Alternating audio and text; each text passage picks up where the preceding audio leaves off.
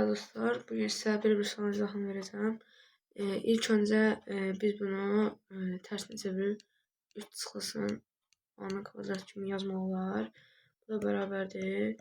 Yəni A çıxılsın 3-ün kvadratı. Çünki 3-dən də 3-ün çıxan da A-nın kvadratı edir. A-dan çıxan kvadratı eynidir.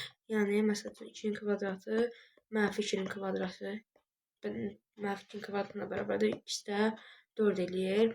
Bu da 10 kimidir. O birisini də yenə hərə eləyirik. A çıxılsın 3 kubu bölünsün. A çıxılsın 3-ün kvadratı.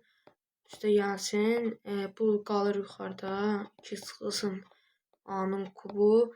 Yenə altdakı dəyişir. 2 çıxılsın A-nın kvadratı. O da bərabərdir.